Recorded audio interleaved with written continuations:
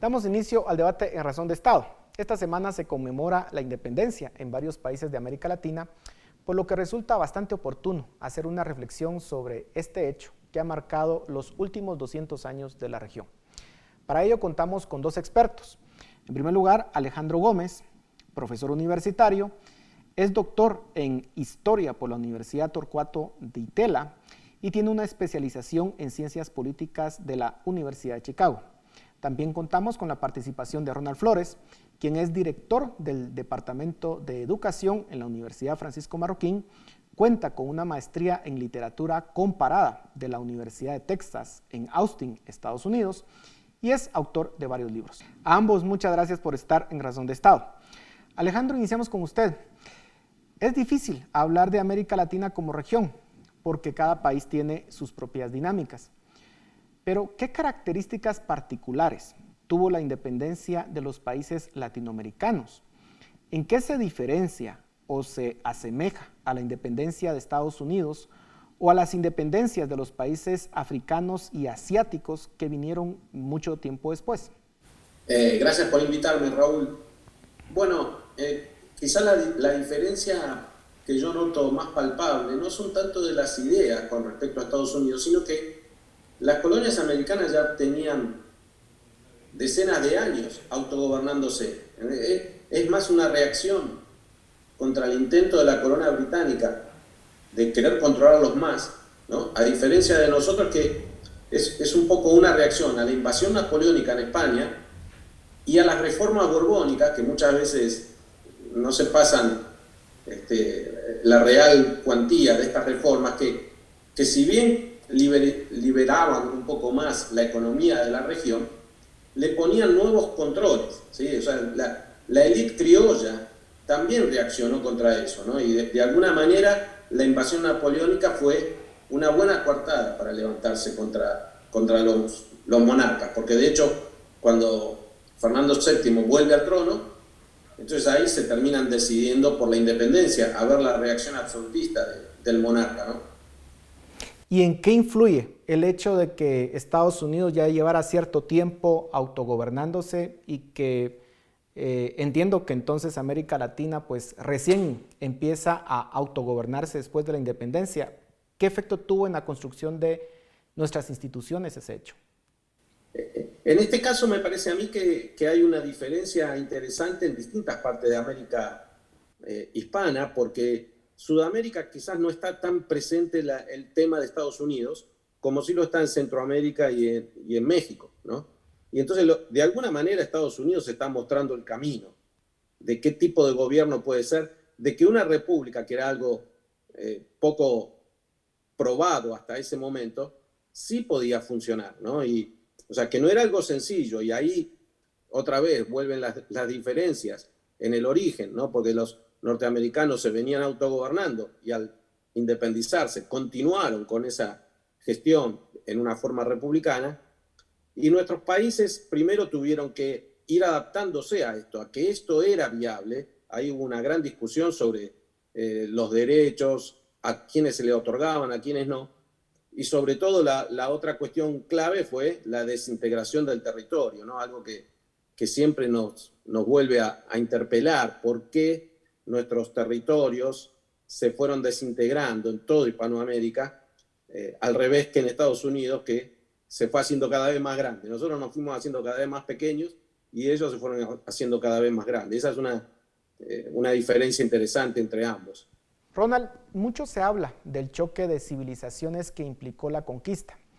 No sería la primera vez que se da un fenómeno como ese en la historia de la humanidad. Sucedió en el mundo antiguo y en otras regiones del planeta, incluso en la misma Europa. ¿Por qué razón algunos países de América Latina, luego de más de 200 años, todavía tienen problemas para lograr integrarse socialmente o para lograr cierta cohesión social? ¿Qué podrían hacer esos países para ser más exitosos en este tema? Ok, qué pregunta más difícil, Paul, pero muy interesante. Creo que una de las grandes, digámoslo así, regalos que nos dio la independencia es este maravilloso experimento que es la República.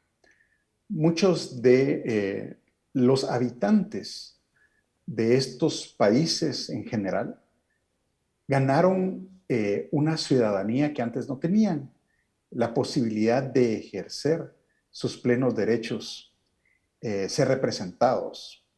Entonces, a lo largo de los años, nosotros vimos cómo distintas repúblicas, distintos países en América, trataron de negociar la ciudadanía de la población que consideraron durante mucho tiempo subalterna o no objeta de estos derechos de plena representación.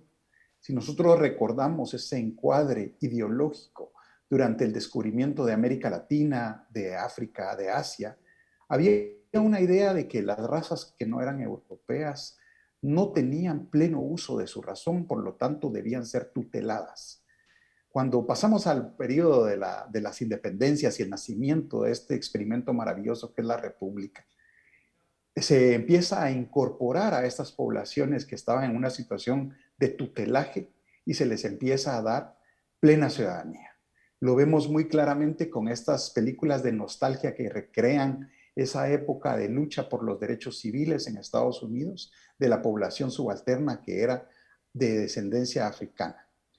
En Guatemala tenemos algo similar, donde el Estado liberal empieza a dar plenos derechos a sus poblaciones que durante mucho tiempo, especialmente en el tiempo del gobierno de España, eran considerados tutelados o subalternos. Y lo que tenemos hoy, a partir de la Constitución de 1985, es que todos tienen el pleno uso de sus derechos. Todos tienen el derecho legítimo para elegir y ser electos. De tal forma que cuando uno examina los derechos y las instituciones que otorga la Constitución del 85, puede ver que se puede realizar mucho de una forma integrada o articulada, porque no hay limitaciones explícitas para nadie que haya nacido en Guatemala de ejercer estos derechos de forma plena. Entonces, esto es bien interesante porque ahora tenemos la solución, pero generalmente vemos el problema. Alejandro, luego de más de 200 años de independencia, ¿por qué los latinoamericanos seguimos siendo tan proclives al caudillismo y al autoritarismo? ¿Hay factores históricos que nos expliquen por qué la democracia liberal no logra consolidarse en América Latina? Esa es la pregunta o sería la respuesta del millón, que yo no tengo, porque precisamente, no, digamos, a mí no me gusta estar achacando a la historia o hacer determinismo histórico. No hay una razón científica por la cual nosotros preferimos caudillos o gobiernos populistas versus la república, ¿sí? Sí es cierto que las colonias españolas eran distintas que las colonias inglesas. Ahora, como bien dijiste, pasaron 200 años, tuvimos tiempo de cambiar esa situación y de hecho en algunos países, bueno, el que más conozco yo es Argentina, durante unos 70 años aproximadamente logró cambiar eso, porque entre 1880 y 1940 fue una república bastante bien consolidada, ¿no? Y ese es un tema, yo creo que tiene que ver con la educación, tiene que ver con las costumbres, tiene que ver con muchas tradiciones, ¿sí? Ahora, eso no es algo determinado, eso se puede cambiar, deberíamos poder cambiarlo. No creo que venga condicionado por la historia, pero sí, yo creo que es el tema del momento, es decir, ¿por qué no logramos vivir en repúblicas institucionalizadas, con división de poderes, con respeto a los derechos individuales, ¿no? Es el punto que nos falta alcanzar. Alberdi decía, allá por 1847, decía, refiriendo a la Argentina, hemos logrado hace 37 años la independencia de España, pero no logramos la independencia del gobierno. Seguimos estando sometidos al gobierno y creo que todavía hoy sigue sucediendo eso. Ronald, históricamente Centroamérica ha tenido un nivel de desarrollo por debajo del promedio de América Latina. De hecho, nuestra independencia la logramos una década después. ¿Por qué el istmo centroamericano no logra los mismos niveles de desarrollo que Sudamérica? ¿Tiene que ver con que somos países demasiado pequeños?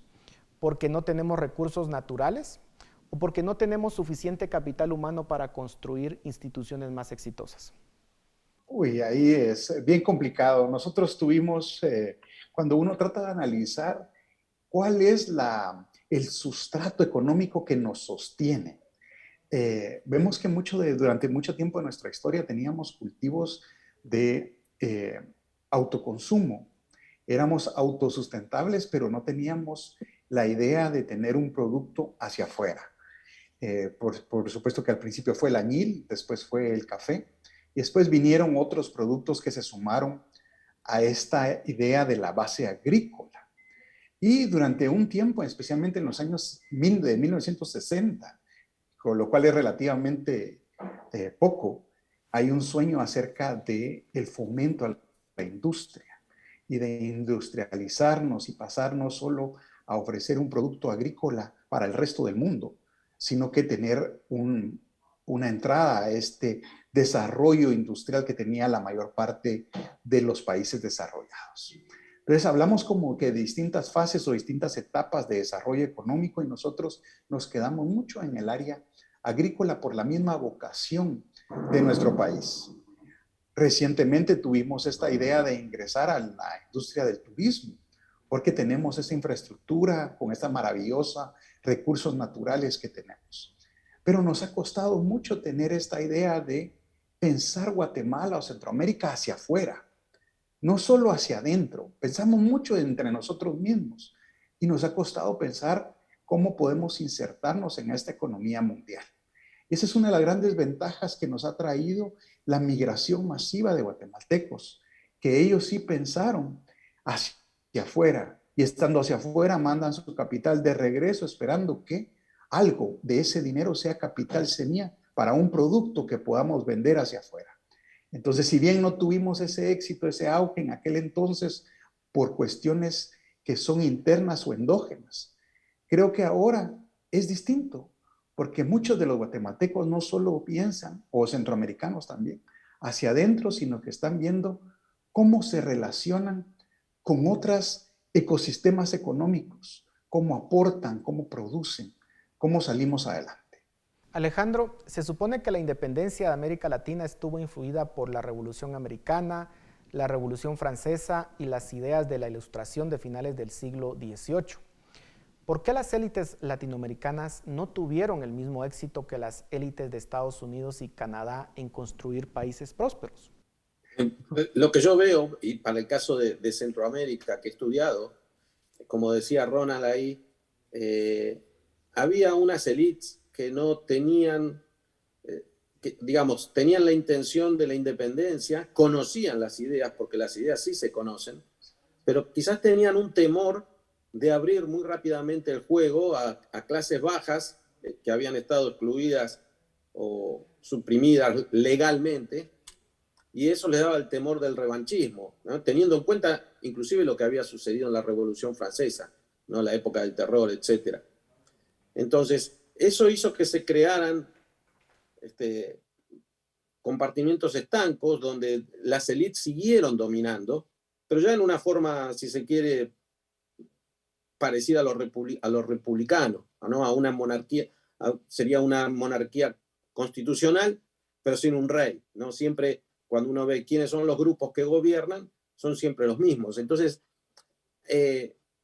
yo creo que ese fue el temor. ¿Por qué los norteamericanos lograron sobrepasar esta valla? Porque ellos ya venían gobernándose. Ahí creo que está parte del secreto, ¿no? Porque es un país donde además, a diferencia de lo que pasa en España, con los españoles en América, no están conviviendo con los aborígenes, no están sometiendo a los aborígenes, ¿no? Sino que ellos se instalan ahí porque, como digo yo siempre, no había nada. Pues si no hubieran estado los españoles antes, ¿por qué lograron estar estos americanos que no eran soldados, no eran conquistadores, etcétera? Porque a los españoles no les interesó ese lugar.